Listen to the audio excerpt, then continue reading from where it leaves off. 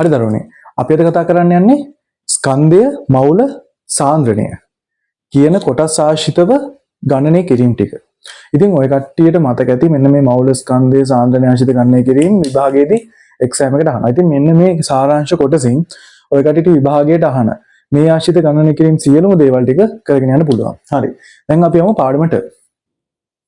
මෙන්න මේ ස්කන්ධය, මවුල හා සාන්ද්‍රණය ආශ්‍රිත ගණනය කිරීම. හරි. දැන් පුතේ මෙතනදී ඔය කට්ටියට ප්‍රධාන සූත්‍ර තුනක් එනවා. අන්නේ සූත්‍ර තුන ගැන තමයි අපි අද කතා කරන්න යන්නේ. හරි. පළවෙනි එක මම ලියන්නම්. සමහර අයට මේක මතකත් ඇති. n සමානයි simple m බෙදීම capital M. මම මෙන්න මේ විදිහට කියන්නම්. මොකද මේ සූත්‍රය මේ විදිහට මතක තියාගන්න ලේසි. ඔයාලා කට්ටියට එහාට මෙහාට දානකොට ගණන් වල වගේ අකුරු ටික එහාට මෙහාට කරලා උක්ත කරගන්නත් ලේසි. හරි. එතන පුතේ මෙන්න මේකේ මෙන්න මේ simple n කියන්නේ මොකක්ද? මෙන්න මේ simple n කියන්නේ පුතේ මවුල. හරි. මේ simple n කියන්නේ මවුල. එතකොට මේ simple n මවුල නම් simple m හොඳට මතක තියාගන්න පුතේ. ඔය කට්ටිය capital M ලියන්න බෑ. simple m කියන්නේ මොකක්ද? simple m කියන්නේ ස්කන්ධය. මොකක් හරි ගානේ අපි දීලා තියෙන ස්කන්ධයක් පුතේ ඒක තමයි simple m. එතකොට capital M කියන්නේ මොකක්ද? පුතේ මේක තමයි මෞලික ස්කන්ධය. ඒ කියන්නේ අපි මොකක් හරි කියමුකෝ. දැන් මෙන්න මේ විදිහට මෞලික ස්කන්ධය. හරි. පුතේ මෞලික ස්කන්ධය කියන්නේ මෙහෙම දෙයක්. අපි හිතමු ඔක්සිජන් O2 කියලා අණුවක් දීලා තියෙනවා. එතකොට මේ O2 කියන්නේ අණුවක් නම් පුතේ මෙන්න මේකේ ඔය කට්ටියට මතක ඇති දීලා තියෙනවා සාපේක්ෂ පරමාණුක ස්කන්ධය, සාපේක්ෂ අණුක ස්කන්ධය වගේ දේවල් ටිකක්. ඉතින් ඔන්න ඔය සාපේක්ෂ අණුක ස්කන්ධය කියන්නේ මෙන්න මේ මෞලික ස්කන්ධය, නැත්නම් සාපේක්ෂ පරමාණුක ස්කන්ධය කියලා ගන්නෙත් මේකේ මෞලික ස්කන්ධය විදිහට. ඒ විදිහට මතක තියාගන්න එක ලේසි. හරි. දැන් මෙතනදී පුතේ O2 ගත්තාම ඔය කට්ටියට මතක ඇති මේක පරමාණුක ක්‍රමාංකය කියලා එකක් තියෙනවා. ඉතින් පුතේ O2 හින්දා O වල පරමාණු ක්‍රමාංකය අපි දන්නවා මොකක්ද? 8යි. එතකොට ඒක ස්කන්ධ ක්‍රමාංකය කියලා එකක් තියෙනවා. ගොඩක් ඒ වගේ මෙන්න මේ පරමාණුක ක්‍රමාංකය දෙකෙන් ගුණ කරපුවාම ස්කන්ධ ක්‍රමාංකය එනවා. හැබැයි හැම එකේම නෙමෙයි. මේකේ ස්කන්ධ ක්‍රමාංකය තමයි පුතේ අපි ගන්නෙ 16යි. ඒක තමයි O වල ගත්තොත් මෞලික ස්කන්ධය. හැබැයි මේක අහන්නේ O2 නේ. ඒ හින්දා පුතේ අපි මේක දෙකෙන් ගුණ කරන්න ඕනේ. මොකද මේක හා තියෙන මෞලික ස්කන්ධය මෙන්න මේ අණුවේ ස්කන්ධය.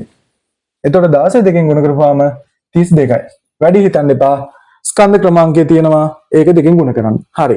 මම CO2 වල ගන්න. CO2. එතකොට පුතේ මේක මතක ඇති ස්කන්ධ ක්‍රමාංකය කාබන් වල 12යි. ගුණ කරන්න වගේක් තියනවද මෙතන? නැහැ. ඒ හින්දා අපි එකතු කිරීම දාමු. ඊට පස්සේ O වලට මෙයාගේ එකතු කරන්න ඕනේ. O කීයද මෙතන තියෙන්නේ?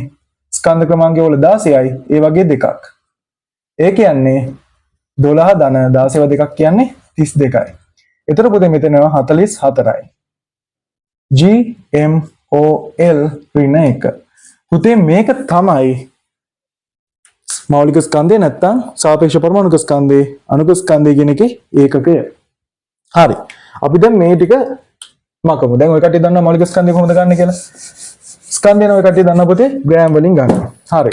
මම ඒක එකක ටිකක් මෙහෙම දාන්නම්. මේක සම්මත ඒකකය ග්‍රෑම්. මේක සම්මත ඒකකය අපි ඉස්සෙල්ලා ලියපු ග්‍රෑම් මවුලයට. හරි.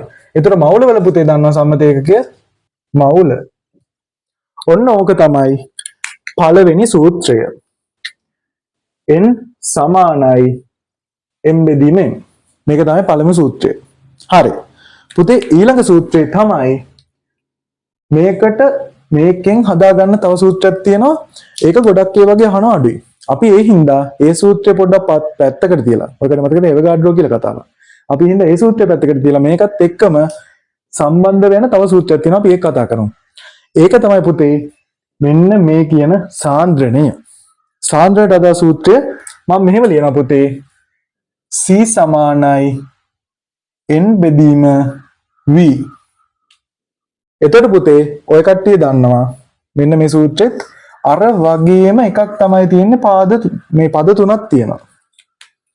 මේ පද තුන C කියන්නේ සාන්ද්‍රණය.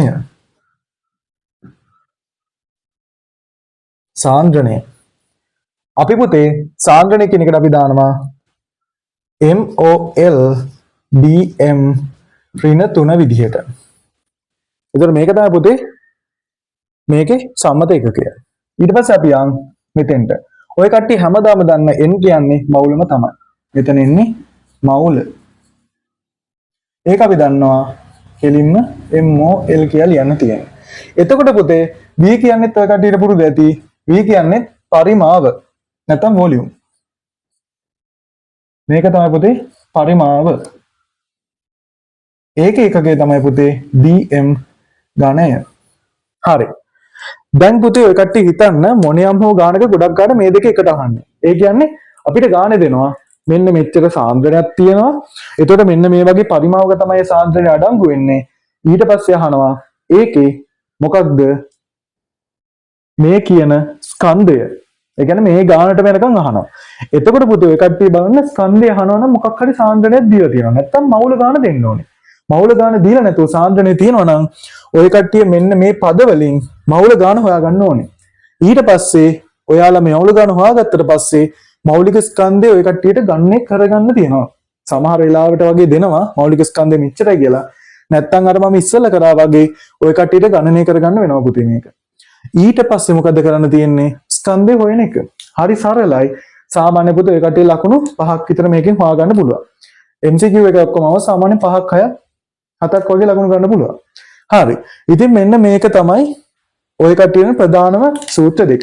ඊට අමතරව ගොඩක් වෙලාවට MCQ එකක් අහනවා පාස් පේපර්ස් වල. ඒ තමයි පුතේ මෙන්න මේ සූත්‍රය. ඒකට අපි කියනවා ඇවගාඩ්‍රෝ නියතය. ඔය කට්ටිය මතක ඇති ඇවගාඩ්‍රෝ නියතයක් එක්කෙන එක සූත්‍රයක් තියෙනවා. ඒක තමයි පුතේ මෙන්න මේක. ඒකට අපි කියනවා n සමානයි මෙහෙමද? මේක මේ එන්නේ මේ ගන්න. අන්න එතනදී පුතේ මතක තියාගන්න simple m simple capital M වගේම මෙන්න මෙතනදී මාරු කරගන්න බැරි පදයක් එනවා. ඒ තමයි simple n නෙමේ capital N. ඕක හොඳට මතක තියාගන්න. capital N සමානයි simple n. වෙනස් වෙන්නේ නැහැ. මේ අපි දන්න simple n නේ පුතේ. මේ අනිත් පදේ අලුත් එක L. හරි. අපි අඳුරගමු මේ පද කවුද කියලා. පුතේ මං කියවනේ මේ capital N කියලා කෙනෙක් ඉන්නවා කියලා. මේ capital N කියලා ගන්න කවුද පුතේ? මොකක් හරි අපි කියමු සංයෝගයක තියෙන පරමාණු නැත්තම් අණු සංඛ්‍යාව. අපි මේකට කියනවා පුතේ පරමාණු නැත්තම් අණු සංඛ්‍යාව. හැබැයි පුතේ මතක තියාගන්න මේකට SI නැත්තම් සම්මත ඒකකයක් නොමැත. ඒ හින්දා අපිට මේකට ඒකක ලියන්න ඕනේ නැහැ. ඔන්න හොඳ මතක තියන්න ඒක ලියන්නත් එපා. වරද්දගෙන හිම. හරි. ඊට පස්සේ පුතේ මෙන්න මේ simple n හැමදාම දන්න දේ අපි. මවුල නැත්තම් අපි මේකට කියනවා MOL. ඊට පස්සේ අලුතෙන් හම්බුන යාළුවා මෙයාව පොඩ්ඩක් මතක තියාගන්න පුතේ මෙයාගේ අගය. මෙයාට අපි කියනවා ඇවගාඩ්‍රෝ නියතය. මෙයාට අපි කියනවා ඇවගාඩ්‍රෝ නියතය. පුතේ ඒ කියන්නේ මෙන්න මෙයාගේ මතක තියාගන්න 6.02 ගුණ කිරීම 1023යි. මේකේ ඒකගේ මතක තියාගන්න පුතේ මවුල යට. පුතේ මෙන්න මේකත් ලියා ගන්නවා. මවුල යට. එතකොට මවුලයට මවුල කැපිලා ගිහුවම මේකට ඒකකයක් නැහැ. ඉතින් පුතේ මෙන්න මේකෙනුත් ඔය කට්ටියට ගණන් අහනවා. හැබැයි සරලයි ගොඩක් ඒවට මේ වගේ සුළු කිරීම බලන්නේ නැහැ. ඔයකට ඇවගාඩ්‍රෝ වගේ මොකක් හරි එකකින් ගුණ වුණාම එනාගේ තමයි ගොඩක් වෙලාවට අහන්නේ. අහනවා මොකක් හරි ගාණක් දීලා මේක දෙනවා සංයෝගයක් දෙනවා. ඒතකොට මේ සංයෝගي දීලා අහනවා පරමාණු සංඛ්‍යාව. සමහර වෙලාවට මෙන්න මේ ඇවගාඩ්‍රෝ නීතියත් ඒක දෙනවා. පුතේ ඒක දුන්නාම අපිට කරන්න තියෙන කිසිම දෙයක් නෙමෙයි. මෙන්න මේක දැම්මා මවුල ගාන හොයාගත්තා. මවුල ගාන හොයාගෙන ඇවගාඩ්‍රෝ නියතයෙන් ගුණ කරා. ඔච්චරයි ගාන තියෙන්නේ. ඉතින් පුතේ මෙන්න මේ කොටස් ටිකෙන් ඔය කට්ටිය සාමාන්‍ය ලකුණු 5ක් 10ක් අතර කියමුකෝ. අන්න ඒ වගේ අගයක ගානක් ගන්න පුළුවන්. ඒක එක්සෑම් එකේ අහන ප්‍රමාණයවත් තමයි තීරණය වෙන්නේ. ඉතින් ඒ හින්දා ඔය කට්ටිය මේ වගේ ලකුණු ටික එකතු කරගන්න පුළුවන්. මෙන්න මේ සාරාංශ කොටසින්. ඉතින් පුතේ මේක හැබැයි කරලා නිකන් ඉඳලා හරියන්නේ නැහැ. ඔය කට්ටිය මේක පාඩම් කළා ඒත් එක්කම පාස් පේපර්ස් වල අහන MCQ. එතකොට ව්‍යුහගත වල අහලා තියෙනවා නම් ඒ කොටස. ඒ වගේම විශේෂයෙන් රචනාවලත් මේක අහනවා MCQ වලත් ගොඩක් අයට අහනවා. ඉතින් ඕම් ඔය කොටස් දෙක හොඳට අධ්‍යයනය කරන්න. ඒ වගේම සමහර අවස්ථාවලදී ව්‍යුහගතවත් අහන්න පුළුවන්. ඉතින් ඒ හින්දා මේ කොටස් තුනම හොඳට 2019 වගේ ඉඳන් 2023 24 ඔය වගේ ඔය තියෙන ඔක්කොම පාස් පේපර්ස් වල ගණන් ටික ඔය කට්ටිය හදන්න. හම්බෙන පාස් පේපර්ස් ඔක්කොගෙම.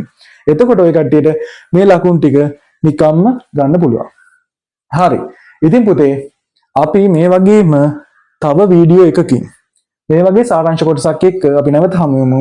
ඉතින් ඔබට ජයග්‍රාහී දිනයක්